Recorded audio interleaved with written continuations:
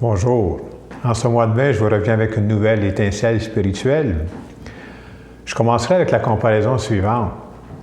Si un médecin me prescrivait un médicament rare et coûteux, je pense que la première chose que je ferais, j'irais consulter le bottin de mes assurances pour voir si ce médicament-là est payé. Et si j'apprenais que c'est vraiment payé, il me semble que la pression baisserait. Je me dirais, au moins, je suis sûr que je vais me payer le médicament et ça va pouvoir me guérir. Si je vous compte ça, c'est parce que je pense que dans notre monde d'aujourd'hui, il y a beaucoup de gens qui sont inquiets, qui sont même anxieux, parce qu'ils ne connaissent pas le bottin de Dieu. Et vous comprenez que pour moi, le bottin de Dieu, c'est la Bible. La Bible, la parole de Dieu, nous fait plein de promesses. Dieu nous promet qu'il prend soin de notre passé, Dieu nous promet qu'il prend soin de notre présent, Dieu nous promet qu'il prend soin de notre avenir. Et notre but à nous, c'est de dire, est-ce que je crois à toutes ces promesses que Dieu nous a faites dans sa parole? En ce mois de mai, on a un bel exemple avec Marie. Marie qui va apprendre, alors qu'elle est toute jeune, qu'elle est choisie pour être la mère du Messie. Vous comprendrez qu'elle est toute bouleversée quand on apprend ça. Ce n'était pas dans ses plans, ce n'était pas prévu.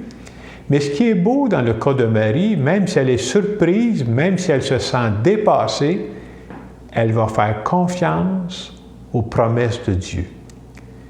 Et quand elle va aller visiter sa cousine, vous savez ce que sa cousine Élisabeth va lui dire? Elle va lui dire « Heureuse celle qui a cru que le Seigneur tiendrait ses promesses envers elle. » Marie a fait confiance que Dieu tiendrait parole. C'est ça la foi. C'est un très bel exemple qu'elle nous donne. Bien entendu, à travers cette période qu'on vit présentement du coronavirus, on pourrait comparer ça à la page d'Évangile où on nous parle de la tempête apaisée. Vous savez, les disciples de Jésus s'en vont, puis les vagues commencent à monter, l'insécurité commence à monter, ils ont peur de prendre des bouillons. Peut-être qu'à certains jours, on se sent un peu comme ceci présentement, et c'est correct. C'est correct d'avoir peur dans un premier temps, ça fait partie de notre nature humaine. Mais c'est beau de voir que Jésus va leur dire, même au cœur de cette tempête-là, n'ayez pas peur. Vous ne le croyez pas? Vous ne croyez pas encore? Vous n'avez pas la foi encore? On a besoin de se faire redire par Dieu, « Je suis avec vous, je vous accompagne ». Et une des plus belles promesses que Dieu nous a faites, c'est de dire « Je serai avec vous tous les jours jusqu'à la fin des temps ». Est-ce qu'on y croit à cette promesse? Est-ce qu'on croit que Dieu tient parole?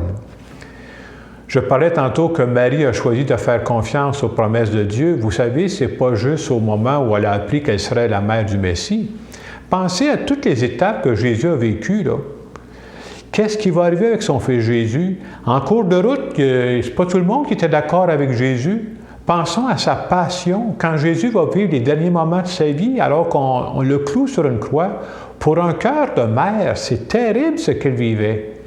Et même dans ces moments-là, Marie a cru aux promesses de Dieu. On dit même que c'est Marie qui accompagnait les apôtres par après quand ils ont fait l'expérience de la résurrection. Elle était là pour leur donner confiance. Alors, en ce mois de mai, je pense qu'on peut demander à Marie, viens nous apprendre à développer, nous autres aussi, cette confiance en la parole de Dieu. Viens nous aider à apprendre à faire confiance que Dieu dit, il fait ce qu'il dit. Viens nous aider, Marie, à croire aux promesses de Dieu. Et en terminant, je veux vous bénir. Croire que Dieu veut notre bien. Alors que Dieu Tout-Puissant vous bénisse. Le Père, le Fils et le Saint-Esprit. Amen.